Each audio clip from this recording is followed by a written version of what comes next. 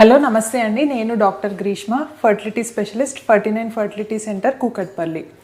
ఈరోజు మనం అంటే చాలామంది కపుల్స్ మనకి అంటే ఫర్టిలిటీ కోసం వచ్చేవాళ్ళు, ప్రెగ్నెన్సీ కావాలి అని అనుకునే వాళ్ళు, ఇంకా కొంచెం అంటే ఏజ్ ఉన్న వాళ్ళు, మనకి ఎగ్ క్వాలిటీ పెంచుకోవడానికి ఫుడ్స్ ఏమన్నా ఉంటాయా, సో సూపర్ ఫుడ్స్ లాంటివి ఏమన్నా ఉంటాయా ఎగ్ క్వాలిటీ అనేది పెరగడానికి, సో ఇట్లా అనే డౌట్స్ అనేవి వస్తూ ఉంటాయన్నమాట. సో మనకి ఫుడ్స్ అనేవి ఏమేమి అనేది తినొచ్చు మనకి ఎగ్ క్వాలిటీ అనేవి పెరగడానికి అంటే, ఫస్ట్ మనకి ఏంటి అంటే మనం ఆ తీసుకునే ఫుడ్స్లో మనకి దానివల్ల ఆ సెల్యులార్ ఫంక్షన్ అనేది ఇంప్రూవ్ అవ్వాలన్నమాట. అంటే మన బాడీలో ఈ ఊసైడ్స్ కానీ ఇవన్నీ కానీ మనకి సెల్స్తో నిర్మించబడి ఉంటాయన్నమాట.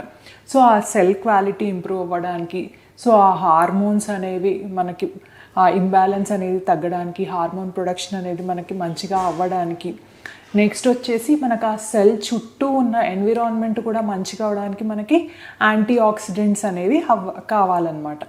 సో ఇవన్నీ మనం ఏ ఫుడ్స్ అనేవి మనం ఎక్కువగా తీసుకుంటే ఇవన్నీ మనకి సమతుల్యంగా ఉంటాయి బాడీలో అనేది చూద్దాం. సో ఫస్ట్ అండ్ ఫార్మోస్ట్ మనకి లీఫీ వెజిటబుల్స్ అనమాట, మనకి ఆకుకూరలు, ముఖ్యంగా మనకి పాలకూర, ఇట్లా ఆకుకూరల్లో ఇంకొకటి మనకి సలాడ్స్లో అనమాట కేల్ అనేది కూడా యూస్ చేస్తారు. సో అట్లాంటి ఫుడ్స్ అనమాట, అట్లాంటి ఫుడ్స్ ఎక్కువగా తీసుకోవడం వల్ల. నెక్స్ట్ వచ్చేసి మనకి బెర్రీస్ అనమాట.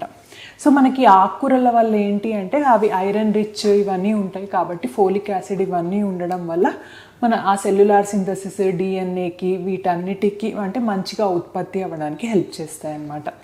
నెక్స్ట్ వచ్చేసి మనకి బెర్రీస్ అనమాట. ఈ బెర్రీ ఫ్రూట్స్లో ఏంటి, స్ట్రాబెర్రీస్ కానీ, బ్లూబెర్రీస్ కానీ, రాస్బెర్రీస్ కానీ, వీటన్నిటిలో మనకి విటమిన్ సి అనమాట, అంటే యాంటీ ఆక్సిడెంట్స్ అనేవి ఎక్కువగా ఉంటాయి అన్నమాట.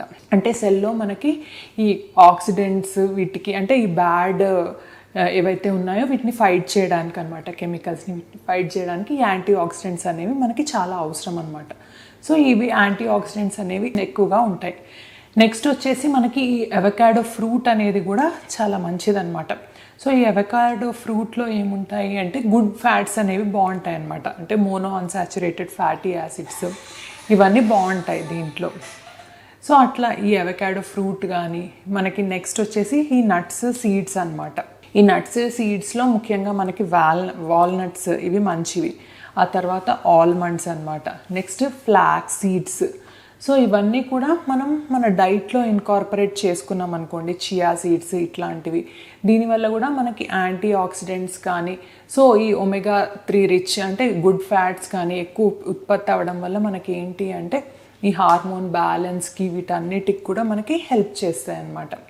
సో నెక్స్ట్ వచ్చేసి మనకి ఏంటి అంటే ఇది మనకి లెగ్యూమ్స్ అనమాట, అంటే మనకి పప్పు ధాన్యాలు అనమాట, లెంటిల్స్ అట్లా, అంటే మనం తీసుకునే దాంట్లో బీన్స్ ఇట్లాంటివన్నీ ఎక్కువగా తీసుకోవడం వల్ల మనకి గుడ్ మనకి యాంటీ ఆక్సిడెంట్స్ ఇవన్నీ రిచ్ సెల్యులార్ ఫంక్షన్కి వీటన్నిటికీ హెల్ప్ చేస్తాయి.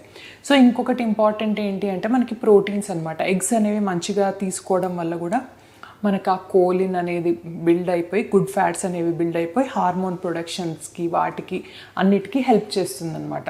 సో ఇట్లా మనం అంటే డైలీ మన లైఫ్ స్టైల్లో ఇట్లా కొన్ని ఫుడ్స్ అనేవి, అట్లాగే మనకి ఈ మీట్, చికెన్ వీటన్నిటికంటే కూడా ఫిష్ అనమాట.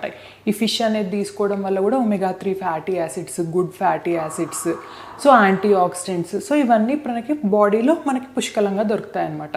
సో ఇట్లా మనం డైట్ కొంచెం మార్చుకొని కొంచెం మంచి ఫుడ్ ఎక్కువగా తీసుకోవడం వల్ల, అట్లాగే ఎక్సర్సైజ్ ఇవన్నీ ఇన్కార్పొరేట్ చేసుకోవడం వల్ల కూడా మన బాడీలో అంటే సెల్యులార్ ఏజింగ్ని కొంచెం తగ్గించుకోవచ్చు అనమాట. అంటే ఓవరీ కానీ ఇది కానీ ఏజింగ్ని తగ్గించుకొని మనకి హార్మోన్ ప్రొడక్షన్ని ఇంక్రీజ్ చేసుకొని మన ఫర్టిలిటీని కూడా ఇంకెక్కువగా బూస్ట్ చేసుకోవడానికి వీలవుతుంది. థ్యాంక్ యూ అండి.